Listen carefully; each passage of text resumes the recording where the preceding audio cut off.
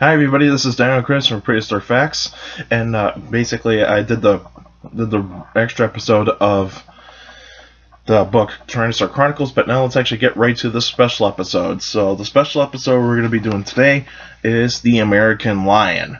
Now the American lion is also known as Panthera leo atrox. So basically that's the scientific name for this animal, is Panthera leo atrox. Fossils of this animal are found in North America, Pleistocene to the modern era, basically 2 million to 10,000 years ago. Could actually be 13 feet long, probably weigh 1,000 pounds. Of course, lions, like all the lions, actually eat meat because it's a carnivore. And basically, with the American lion, it actually lived in the basically around the realm of the Ice Age in North America. And so this is actually the pretty much considered to be the largest fossil, the largest felinid that has ever been found. So basically, the American lion is actually one of the largest fossil cats that has been discovered.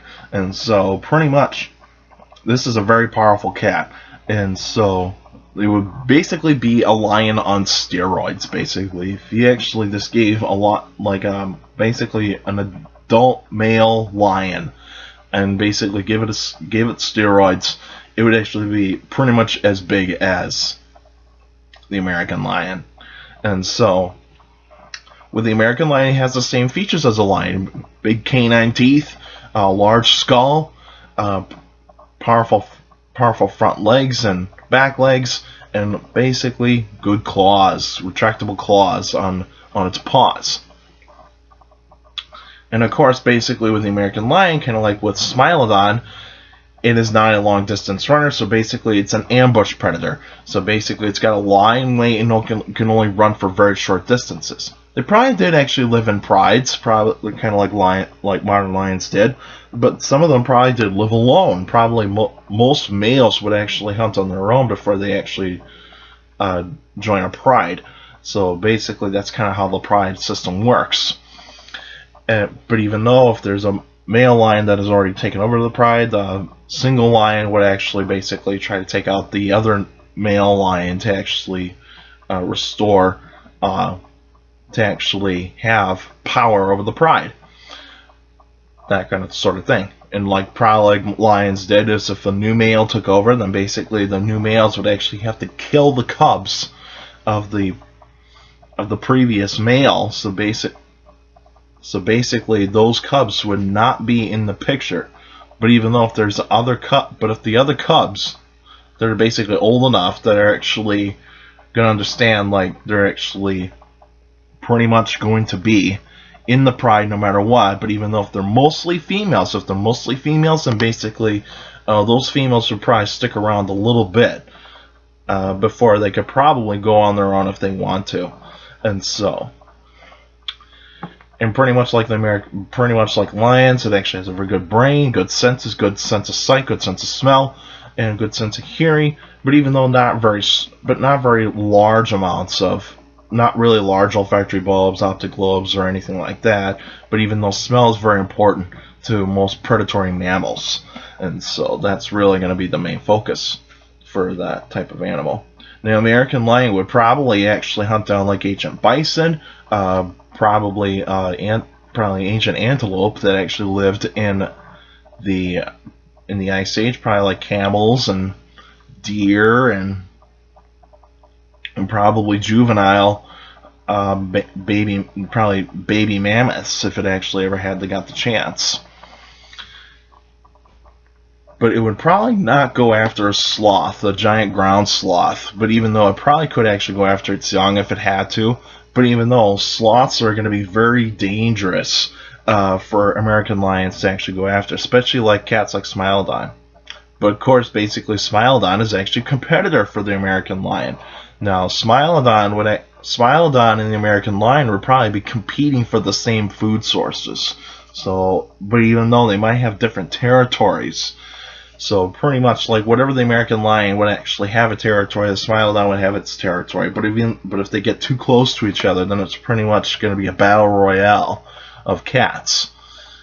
But you see, with the American lion being a bit larger, probably was actually going to be a tad bit more agile, but even though it would actually be stronger than Smilodon, because it actually has a very large bulk.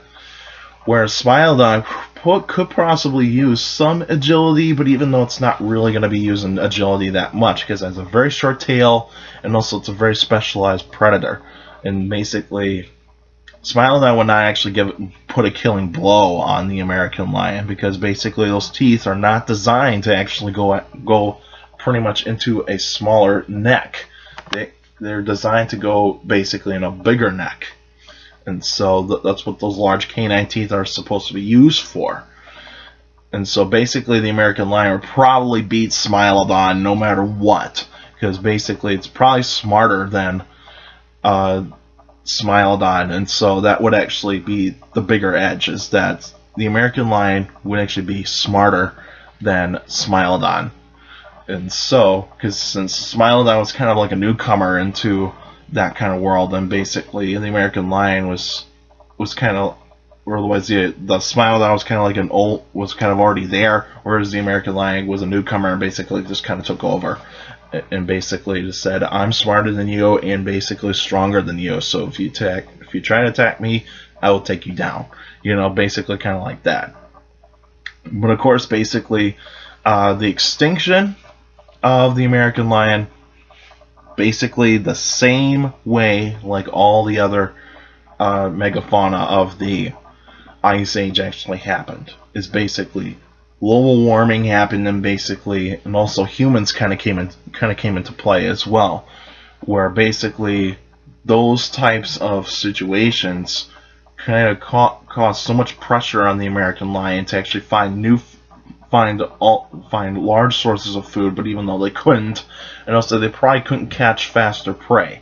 So basically they probably wouldn't be able to chase down a white-tailed deer for a good, probably wouldn't do that for a very good period of time. Some fossils on the American lion are found in the Brea Tar Pits. So basically that could actually be a contingency there, basically American lions that live near that area would actually pretty much go where basically they find large carcasses, but even though when they find out, they get stuck, like every other type of animal that ever walked across those tar pits. But basically, the extinction of the American lion is basically probably human pressure and also climate pressure. So basically, that actually is pretty much the catalyst of most extinctions, is the environment. Alright, that's it for now. Next week will actually be an answering questions episode, so if you got a question about dinosaurs or any other prehistoric life, feel free to email me at dinocris71@gmail.com, or just go on my Facebook page, Prehistoric Facts with Dino Chris. Like the page, you can actually post your questions in the comment section on any Facebook post, but remember, keep your questions short and to the point. And also you can follow me on Twitter at CSGRALL. That's my Twitter page. I post pretty cool stuff on there. And also take care of the people around you, and also for younger people out there, make sure to listen to your parents, teachers, and your guardians. Also, the best motivation you can have for a good education. It's very important to have a good education, because with a good education, you do a good job in the future. Alright, that's it for now, and I'll see you guys next week.